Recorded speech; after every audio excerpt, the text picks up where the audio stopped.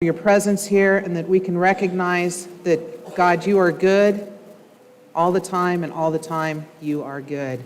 Everyone says, amen.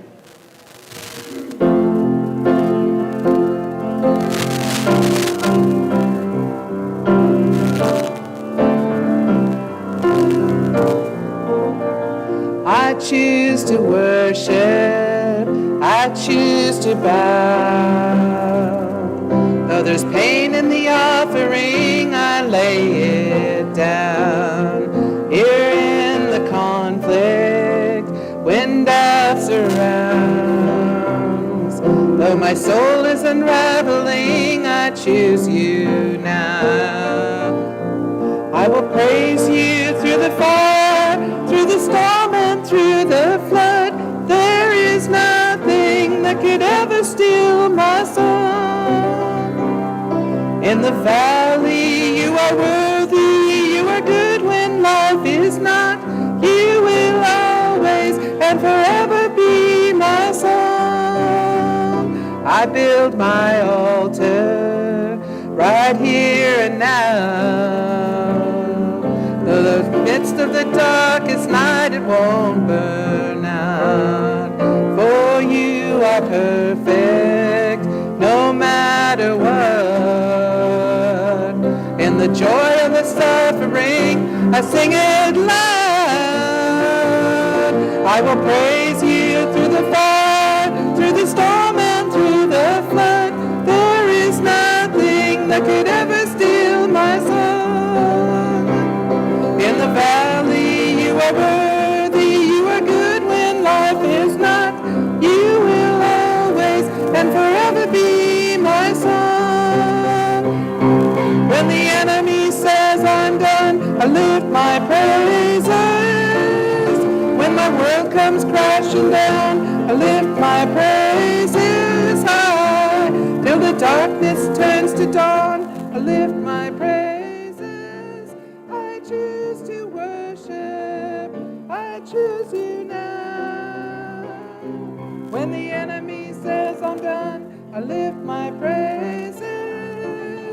When my world comes crashing down, I lift my praises high. Till the darkness turns to dawn, I lift my praises. I choose to worship, I choose you now. I choose to worship, I choose you now. I will praise you through the fire, through the storm, and through the flood. There is nothing that could ever steal my song. In the valley, you are worthy, you are good when life is not. You will always and forever be my song. When the enemy says I'm done, I lift my praises.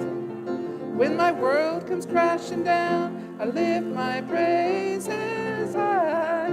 Till the darkness turns to dawn, I lift my praises. I choose to worship, I choose you now. I choose to worship, I choose you now. I choose you now.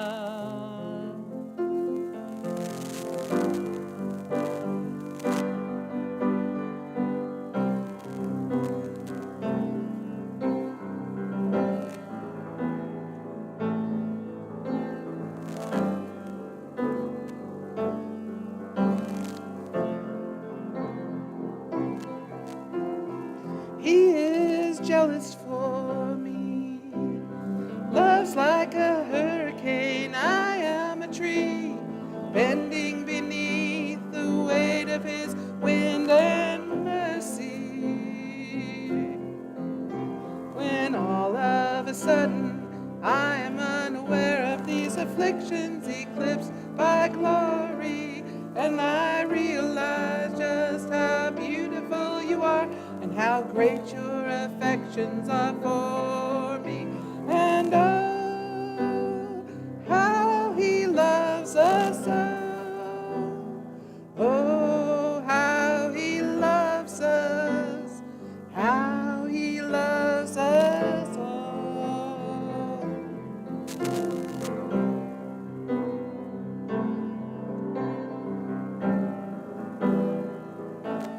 jealous. He is jealous for me. Love's like a hurricane, I am a tree, bending beneath the weight of his Love's like a hurricane, I am a tree, bending beneath the weight of his Love's like a hurricane, I am a tree, bending beneath the weight of his Love's like a hurricane, I am a tree, bending beneath the weight of his Love's like a hurricane, I am a tree, bending beneath the weight of his Love's like a hurricane, I am a tree, bending beneath the weight of his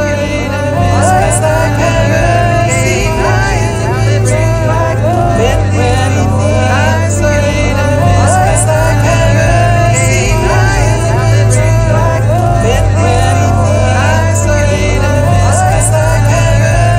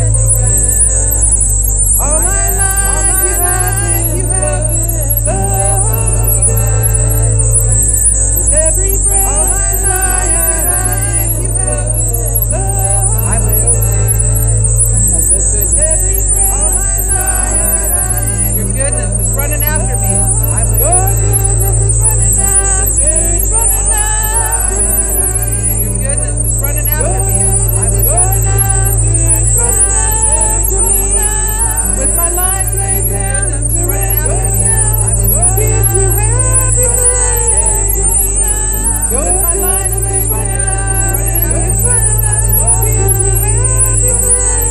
Your goodness is running out, it's running out to me. Your goodness is running out, it's running out to me. With my life laid down, I surrender. Give you everything. Your life is running out, it's running out. Give you everything.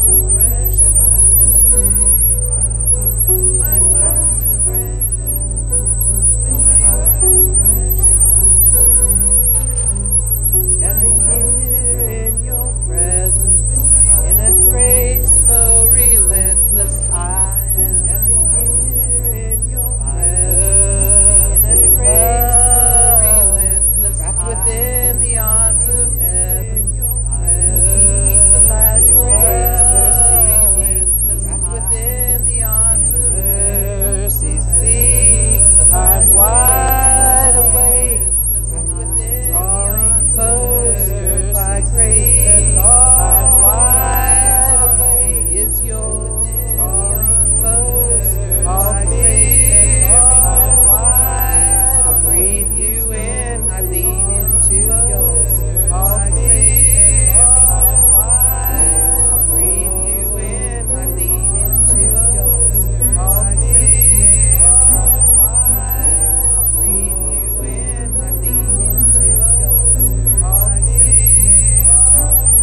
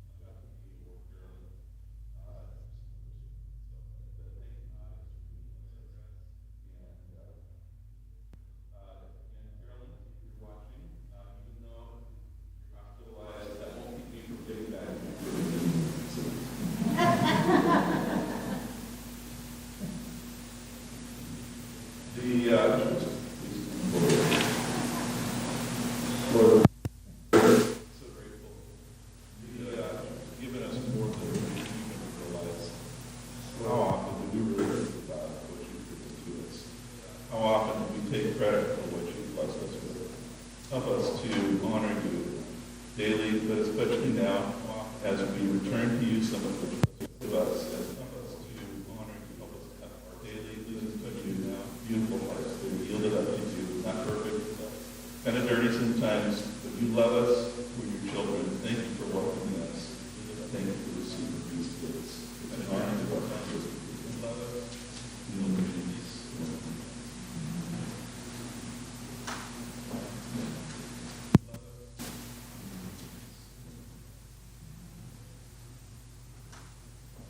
Well, we've recently been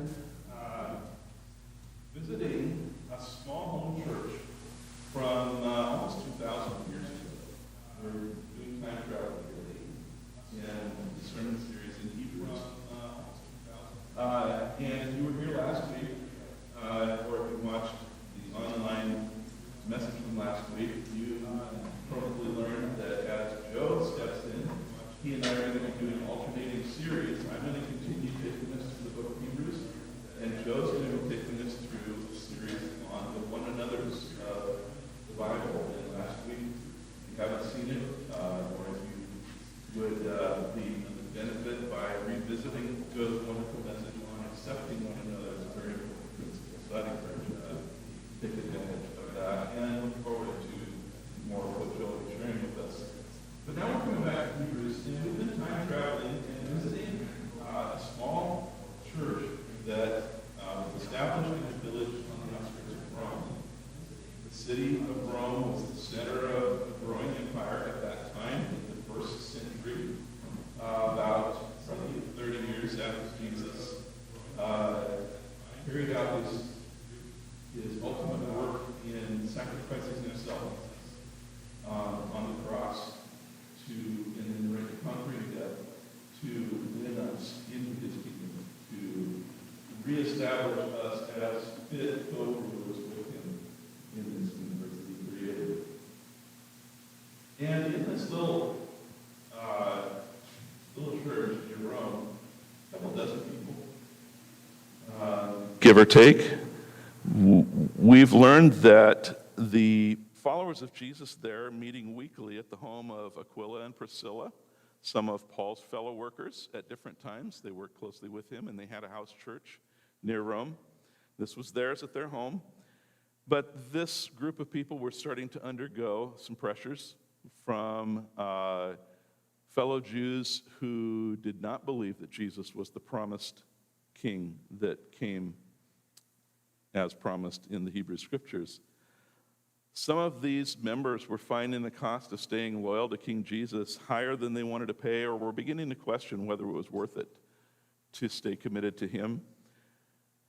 And some had even stopped attending and had begun to even participate in other types of worship, because we're wired to worship. Bob Dylan said it, gotta worship, gotta serve somebody. And that's true. We're wired to worship. And so if we stop worshiping the true God, we're going to worship someone else or something else. And so some of the people who'd walked away from Jesus were starting to visit some of the Roman temples. Some were still going to synagogue, but not honoring Jesus in their lives and in their relationships and in their conduct. And that was the reason that one day a courier showed up and was introduced in one of the Lord's Day gatherings as carrying a letter from a former pastor from this congregation that we're calling the shepherd. And this courier not only was bringing the letter, but he had been specially prepared to read the letter aloud in a manner that would help people understand it, and was even prepared to answer questions if those came up, that kind of thing. And in this congregation, we've begun to experience the reading of this letter from the shepherd through the eyes of a handful of participants in this little church. We met Miriam,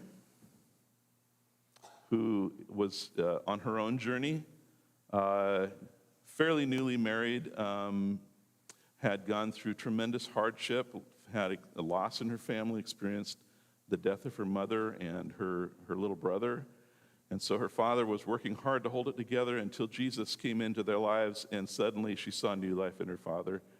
And she was learning to be loyal to Jesus, although she was starting to get worried that her new little family, her child, and the one that she was carrying and about to give birth to soon, and her husband might be in some danger because her husband's family had been ostracized by those who didn't believe in Jesus, and they were starting to put pressure.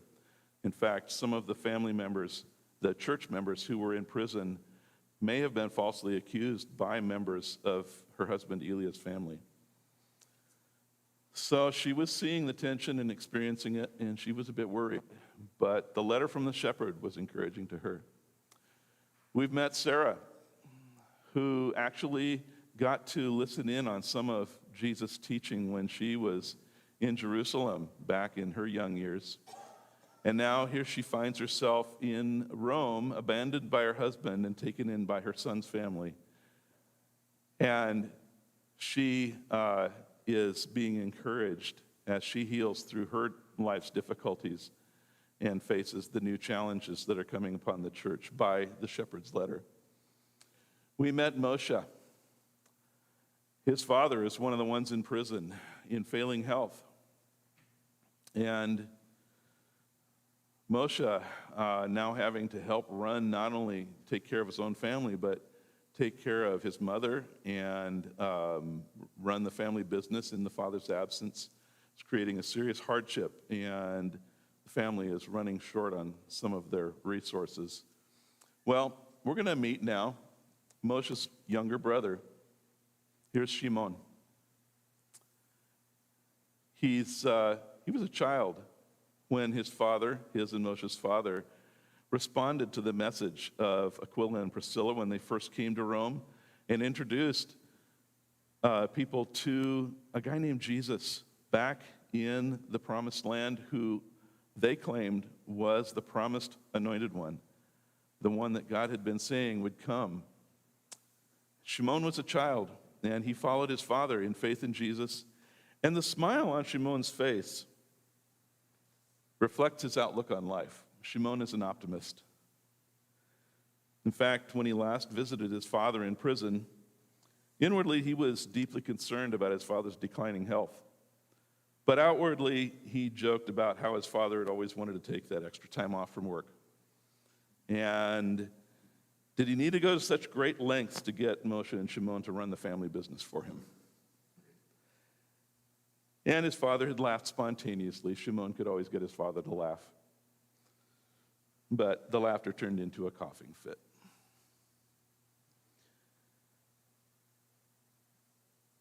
Shimon was confident that Jesus was indeed Yahweh returned in the flesh, as promised, the anointed one promised, who would establish his reign and was establishing his reign here and now through him and his friends in this little church. Over the years, Shimon somehow found little difficulty making decisions that he knew honored Jesus. It just didn't seem that hard for some reason. When others held back, Shimon, like his namesake, the apostle named Shimon Peter, this Shimon strolled boldly ahead when others would hold back in fear. And some people in the small church said that Shimon was gifted with extra faith. And now, on this particular evening, as Shimon listened to the letter that was being read aloud, he thought about the shepherd, and he could just barely remember him. Most of what he knew about the shepherd was from stories that his father had told him and that other longtime participants in the church community had told him about the shepherd's few years overseeing this church. And as Shimon listened to the earlier parts of this letter, he marveled at the claims that the shepherd was making. His heart was stilled with awe at the shepherd's description of Jesus, the eternal creator, who would still remain standing when the mountains wore away to dust. And he soberly considered the shepherd's challenge, not to dismiss Jesus, but to remain faithfully under King Jesus' saving protection. Shimon listened carefully to the portion that we examined 2 weeks ago. The shepherd, continuing his theme around angels, said, "It was not to angels that God has subjected the world to come, but about which we are speaking. But there's a place where someone has testified." And here's from Psalm 8. "What is man? What are humans, that you are mindful of them? The Son of Man, that you care for him. You made him a little lower than the angels." And at this, Shimon was perking up. He was admiring the shepherd's use of words from the Old Testament. He knew that Son of Man had double meaning now for the community of Jesus, because it was a common way in Hebrew of talking about a human. Hebrew would use the term son and daughter to describe something in a class. Like, for example, the disciples of the prophet Isaiah. They were prophets also, learning from him and being guided by him. They were called the sons of the prophet. It was a way of saying they were prophets too. And the outlying villages around Jerusalem are referred to in scriptures as the daughters of Jerusalem, other little Jerusalems. And so a son of man was a way of saying another human, a human. What is a human? It was just a poetic way of referring to humans. But the other meaning, now that Jesus had introduced himself and taken his favorite self-reference as the Son of Man, he knew now that Psalm 8 also was talking about Jesus. You made him, humans and Jesus, a little lower than the angels. You crowned humans with glory and honor and put everything under their feet. And Shimon knew that that was a reference to creation in the larger context of David's Psalm 8. He was marveling at the stars and the sun and moon that God had put in place with his fingers. And in that context, what were humans that he would even think about them? And yet he gave humans the glory and honor to serve as his images here on earth, to co-rule his creation. And so David was meditating on and glorying in this status, this dignity that God had delegated to humans, the glory and honor to rule over everything. But the shepherd took this excerpt from Psalm 8 and built on it. He said, in putting everything under humans, God left nothing that is not subject to them, and yet at present we don't see everything subject to humans. How could the psalm be true? This is how it's true. We see Jesus. We see Jesus. We see Jesus, who was made a little lower than the angels, now crowned with glory and honor as the perfect human.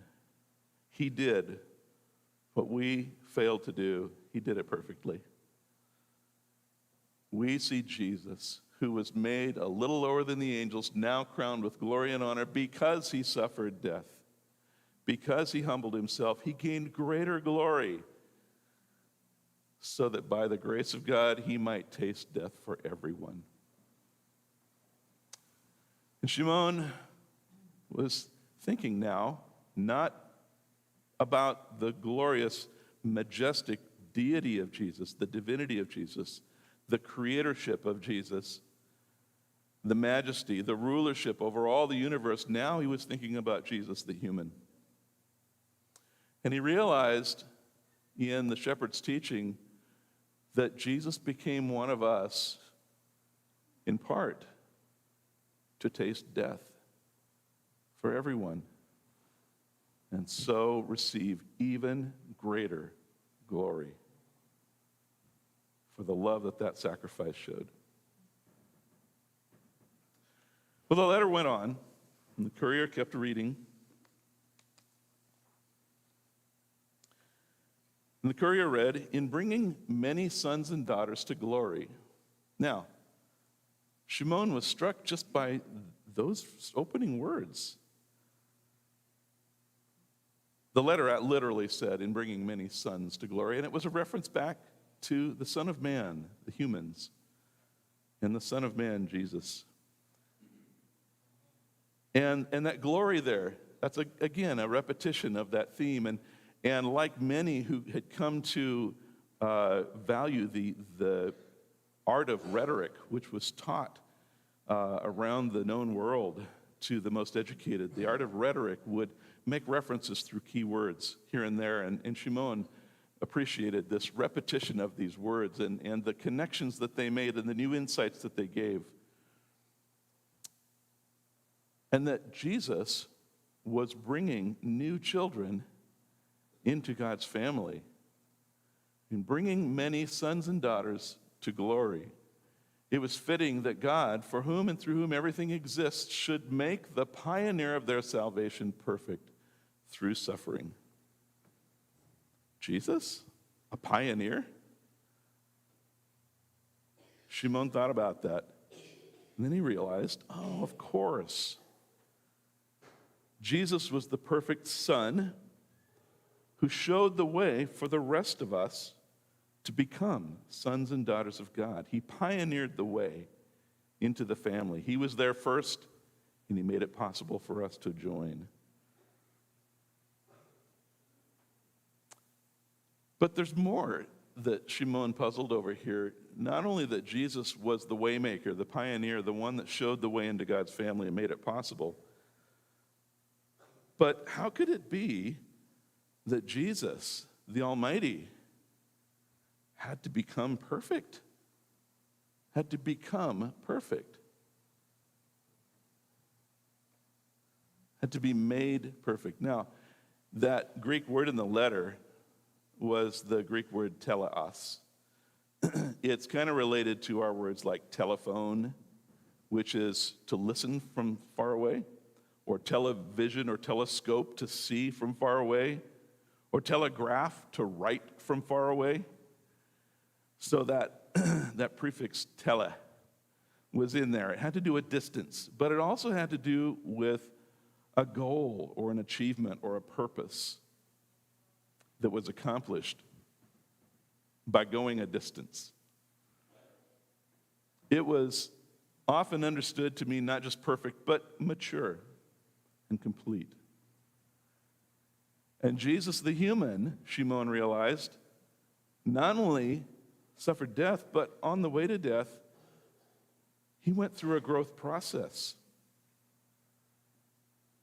And Shimon found that he loved Jesus all the more to realize that Jesus had grown, that he didn't come out a fully prepared Messiah at birth, but he experienced the growth process. He experienced the challenges. He experienced the pain of growth because that growth, that being made perfect, came through suffering. Jesus learned through pain. He went the distance. He achieved the goal. He became complete. He became mature so that he could accomplish the purpose for which he had come. Shimon just found himself all the more close to his king because his king had come close to us, had lived the life and struggled the struggle that we do.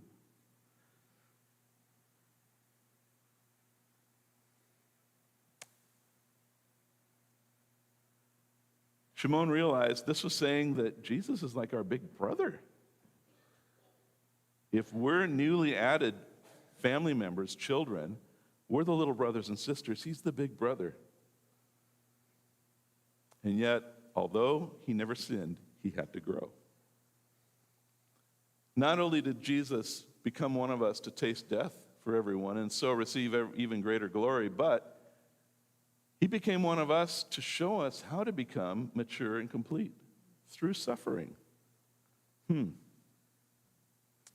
Shimon reached down and massaged his right thigh where the family's donkey had kicked him just 2 days ago. He thought with a smile.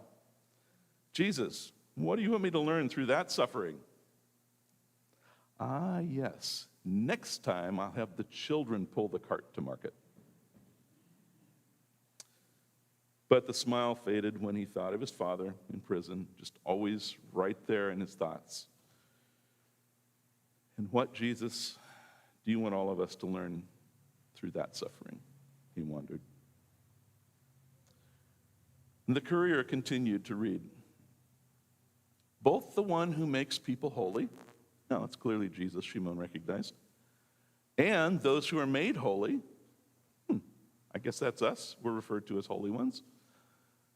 Both he and us are of the same family. So Jesus is not ashamed to call them, us, brothers and sisters.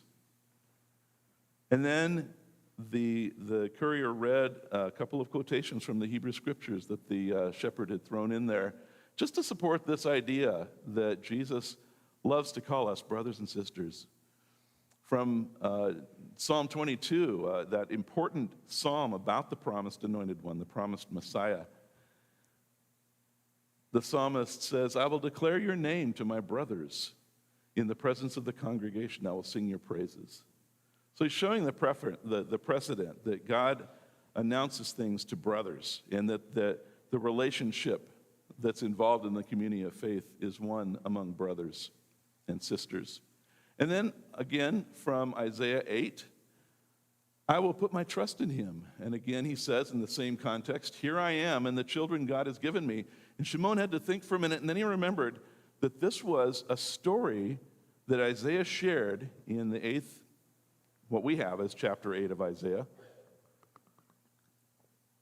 where God had spoken to him and had him use his then unborn children and their names as an object lesson to fearful Judah. They were under pressure from other powers outside and fearful that they were going to be destroyed. And God used Isaiah's own children and family as an object lesson through the names that he told Isaiah to give his children, to encourage Judah not to fear, that Yahweh would protect them from their enemies. You can read that story sometime on your own, but that's essentially what happened. Here I am, and the children God has given me, Isaiah was saying to Judah, to show you a message of God's love and protection. And again, Shimon appreciated the kind of strange but creative use of the Hebrew scriptures to show God's precedent, to use family members to convey his message, and to reinforce that basic original statement that Jesus wants to call us brothers and sisters, children of God. Shimon thought some more about that first part of this statement supported by those Hebrew scriptures. Both the one who makes people holy and those who are made holy are of the same family. Holy. Shimon thought about that word. It's very common throughout the Hebrew scriptures. And it was in some of their worship hymns about Jesus, the Holy One. Shimon thought about Yahweh's holy temple, still standing in Jerusalem, hundreds of miles away. It was set apart for the worship of Yahweh and no one else. That is, it was holy.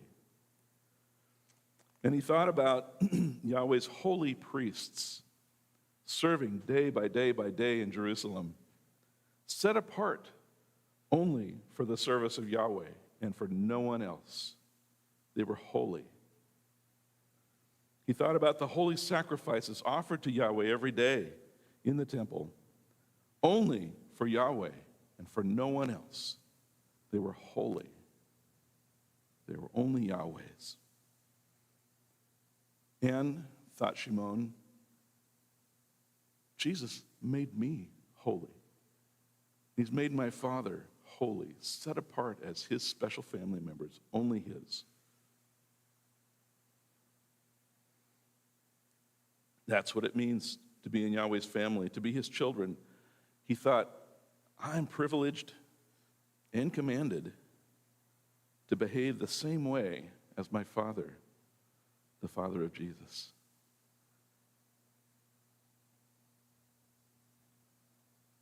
I'm holy because I belong to him and his family. And that's part of why Jesus loves to call me his brother, Shimon thought, and to call my wife his sister.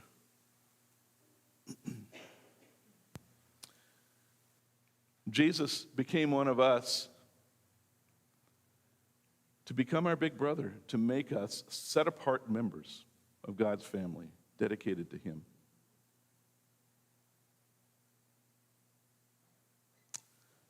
Shimon thought about what his thoughts drifted for a couple of minutes before the courier went on, and we're going to come back to Shimon's experience of the next few statements next week about Jesus' humanity, because the letter went on to talk about other purposes for which Jesus became human, other effects he accomplished in our lives and in the universe by becoming human, by becoming one of us. But for now, Shimon paused and thought about what he had learned already. That Jesus became human. He didn't have to.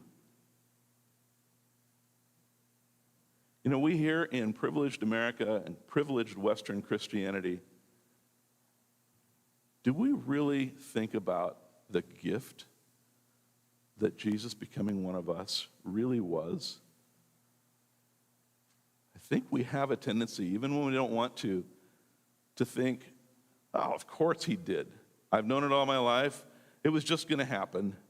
And we may even think, and I deserve it to some extent. We forget that we far from deserve the gift of Jesus becoming one of us.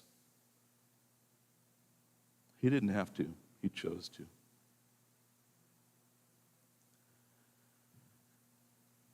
Shimon was struck afresh with these implications of Jesus being one of us, that it made it possible for him to die and receive greater glory because he gave himself for us. He marveled that the eternal God could subject himself to death.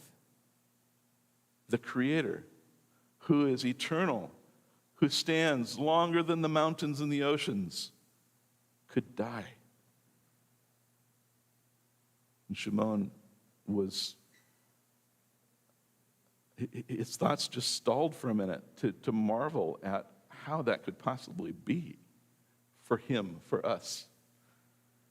And Shimon thought about the process by which the promised anointed one came and grew through pain, through suffering, both to accomplish some of the suffering he did for us to make it possible for us to enter the family, but also to model for us our process of growth, sometimes through suffering. Jesus did that. Our big brother did that for us. And Shimon marveled also that by becoming our big brother and making it possible for us to become little brothers and sisters, children of God, that we became set apart from all other families to be specially devoted as members of God's family, specially belonging to him more than to any other family. Even though one of the ways we do express our commitment to him is our love for our other families, like this church family and like our physical families. They're not in competition. But God the Father and our big brother take first place. We're holy just for them, or primarily for them, let me put it that way. And Shimon resolved anew to fix his eyes and his thoughts on Jesus. And we would be wise to do the same.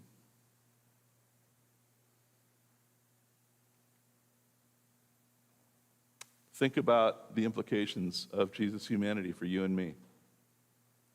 He didn't have to. He saw us. He saw this community And he saw his children around the world before we existed. And he said, this is my plan. I'm going to become one of them. Even though I don't have to, I want to. I will still be their king, but I'll also be their priest. I'll represent them. And I'll represent God to them. I'll bring his love and his truth to them.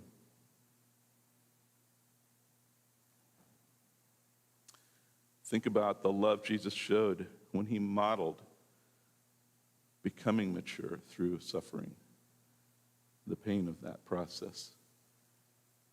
Think about the acceptance and belonging he made possible by choosing to become our big brother and letting us be children of God because he became one of us. And I encourage you to take one of these to heart right now. Just think about those 3 points. We're going to see more about Jesus being one of us next week. But think about one of these and make it something that you will make a point to think about later today and throughout this week. And here's what I'd like you to think about that thing, that principle of Jesus' humanity. How does that truth about Jesus draw you closer to your King? And how does that truth about Jesus' humanity strengthen your allegiance to your King? Closeness and commitment. They're in our best interest. It's not something that is a loss when we give these things to Jesus. It's to our gain that we give him our closeness and our allegiance. How will these realities about Jesus becoming one of us help you become closer to him and more loyal to him? Jane, could you please lead us?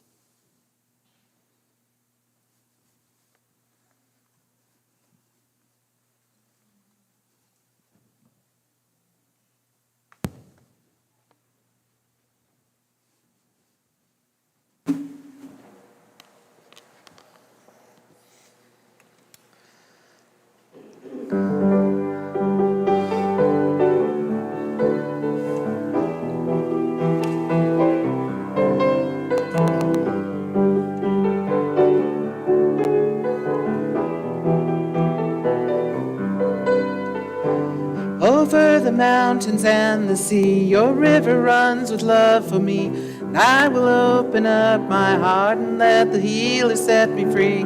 I'm happy to be in the truth, and I will daily lift my hands, for I will always sing of when your love came down, yeah. I could sing of your love forever. I could sing of your love forever. I could sing of your love forever. I could sing of your love forever. Over the mountains and the sea, your river runs with love for me. And I will open up my heart and let the healer set me free. I'm happy to be in the truth, and I will daily lift my hands, for I will always sing of when your love came down, yeah. I could sing of your love forever. I could sing of your love forever.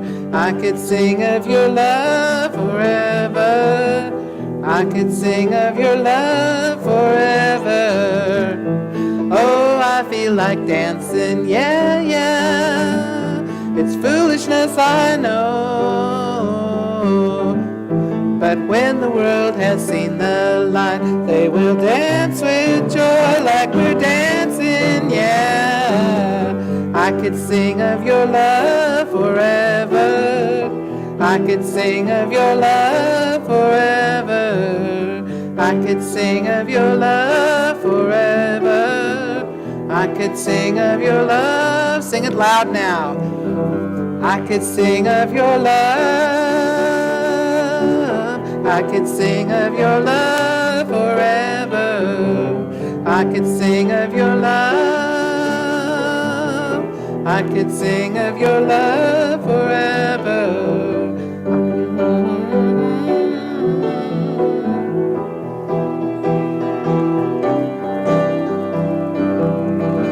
Jesus,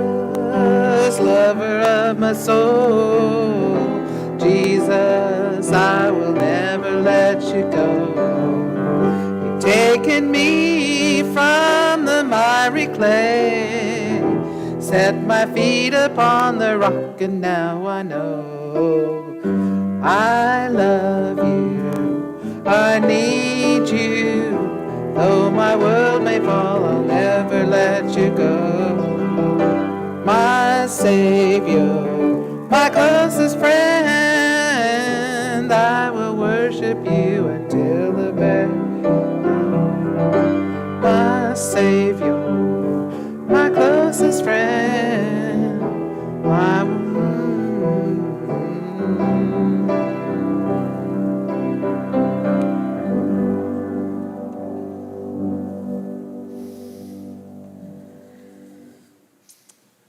We will get to sing of the love of God forever. And it won't be boring. It won't be boring. We'll be so changed, and he'll be so obvious to us. It'll be everything we want to do, and we'll have other stuff to do too, by the way. Let's start singing now. Not just in our sing-songy voices, although that's a wonderful way to sing of God's love, starting the forever now. But let's sing of his love through our words and through the things we do in our relationships and through the way that we practice truth and love and generosity, forgiveness and reconciliation. Let's sing the love of Jesus in everything we do this week, because he became one of us so we could follow him and be with him in the family. Go grab some groceries in the food pantry and enjoy each other's continued fellowship as long as you want. Thanks.